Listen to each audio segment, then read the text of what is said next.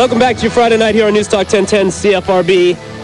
If anybody's listened to this show for any long period of time or any of the shows I've done in the past, you'll know I'm a massive fan of hip-hop music and what hip-hop music used to be. I got an email, I guess maybe about a month and a half, 2 months ago, from a gentleman named Kid Famous, or at least from what looked to be some sort of public relations company that was saying, this is the guy that is ghostwriting for Jay-Z. And then I started doing a little research and looking online, and there were rumors everywhere that this guy was ghostwriting for Jay-Z. And now Jay-Z is probably one of the best-known rappers of today's rap generation and rap group and rap crop.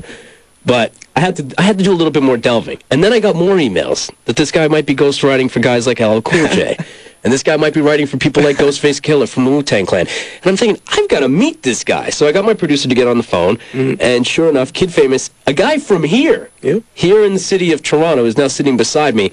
And I've got so many questions for you, man. The Kid. Welcome to the show tonight. Yeah, no problem, man. Thanks for having me here. Now, hello, Toronto. You are a very amazing success story. Thank you. You sort of have two aliases almost. You've got your real name where it's kind of just undercover and you kind of flying under the radar, and then you've got this whole other persona, Kid Famous. Well, it's actually, there's the Kid and then there's Famous. So those are the two personas, right? The Kid is me. Yeah. Right? Ashton James Bishop. I'm not afraid to say it, right? And Famous is kind of like my inspiration, and it's what it's become. Now, let's talk a little bit about the Jay-Z stuff first. Okay, yeah.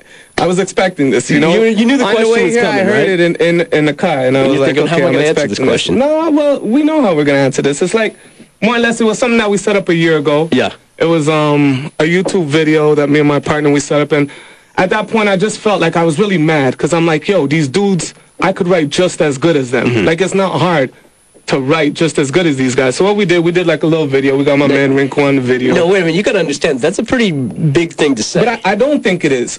Okay. Well, I'm a writer naturally, right? Yeah. And it just so happens I entertain as well, so the writing goes good, right? That's why I rap now, right?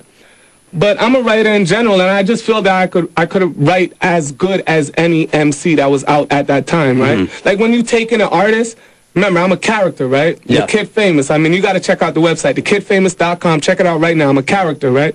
So I just felt I could write just as good as them. So we put out a video on YouTube, and this is last year. Yeah. So we got my man Rinku, and he recorded it, and we put it on YouTube just to, like, you know, display Famous's skill of writing. Okay. A year later, he gives me the call. Now he is your my man, man, yeah. Yes, he's my partner. And we got a call. He was on the phone with one of our producers trying to send over a beat. And the producer was like, yo, is Famous writing for Jay? And he's like, where are you hearing that? He's like, yo, it's in Hip Hop Weekly, Wendy Williams. Yo, the first thing we did, we went and caught like every magazine, right? Yeah. So we got back to the crib and we were like, holy, like, yo. And it says, the American Grandfather seems to have a writer for, that's why he was able to get it done so quickly, right? This is the American Gangster soundtrack. Yes, exactly, right?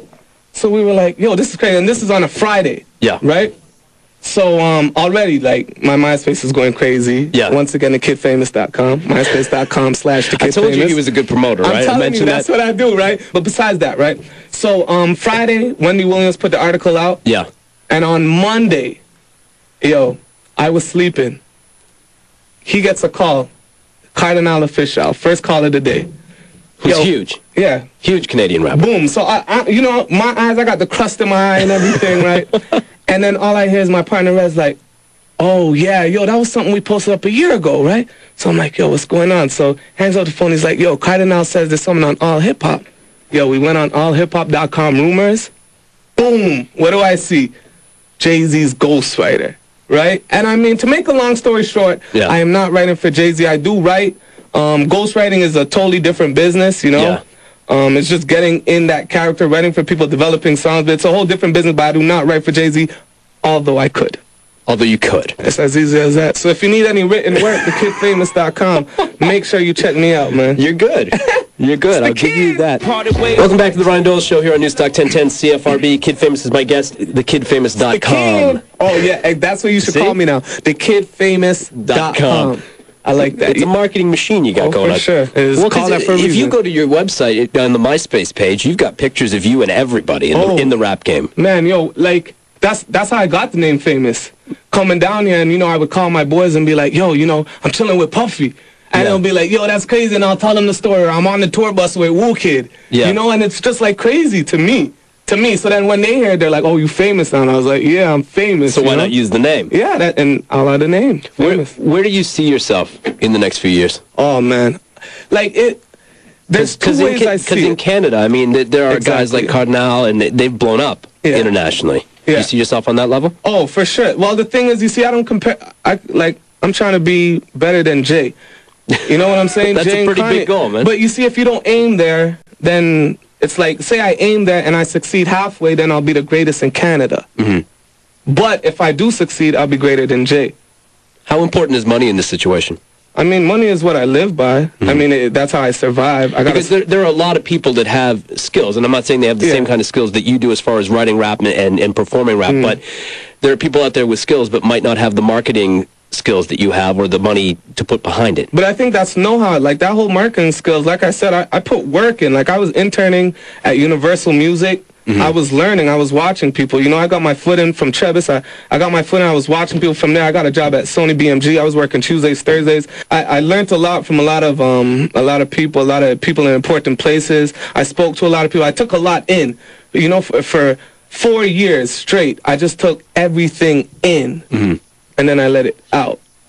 You seem to me, you come across as such a focused person. Man, you got to be focused in this game. It's unreal to me how like right on track you are with everything, like right on track with the message and just the whole, you know, eyes on the prize kind of thing. The rap game right now, I would say, is in a bit of a lull. It's in a bit of a sort of slumber right now. How important is it to get something fresh out there? Because I've heard a lot of your stuff, and it's very fresh, it's very different. How important is it to have somebody like you on the scene now? Well, I think it's real important. I mean, it's kind of like a role model to real kids when they listen to it, because I kind of see it like a mix between Fabulous meets Kanye West, because I'm still like that fresh dude, you know what I mean? I still like girls. I still like jamming in the club, you know? I like looking fresh and stuff, but like my mind is still focused on lyrics and good product.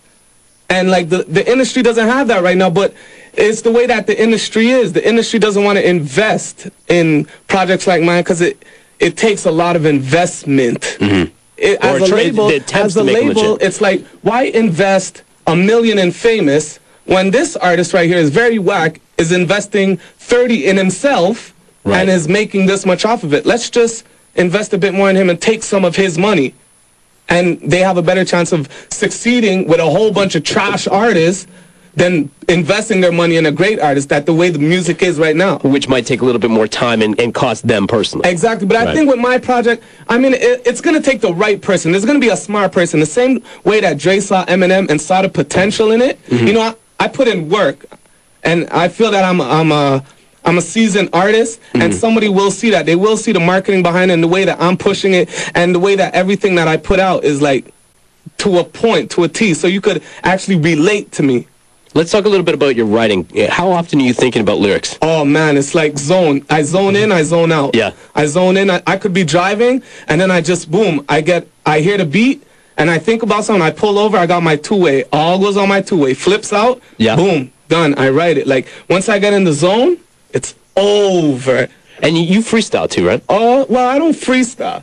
I just recently started. If you check out the website, thekidfamous.com, there's my written freestyle. Yeah. Right, and it's great. I just don't freestyle, but it's a freestyle about me not freestyling. Who inspires you? It's really a whole bunch of people. A lot of people inspire me. You know what I'm saying?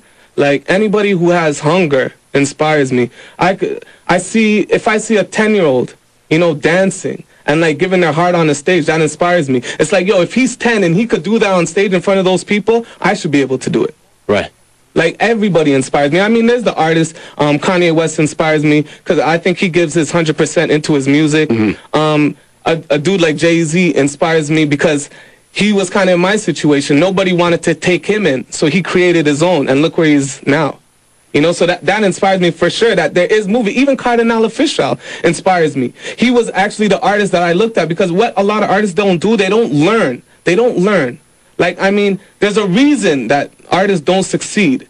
You know what I'm saying? So you have to really understand why they didn't succeed, and then go another path learn from that. And that's what I did for 4 years. I watched everything. let's talk a little bit about the solo project, because I've only got a minute left here, and I know it's coming out, and I want you to give it a good plug. So when is it coming out, and what can we expect from it? We got it scheduled for March. I'm not sure what week in March. It's the first single we're going to put out. It features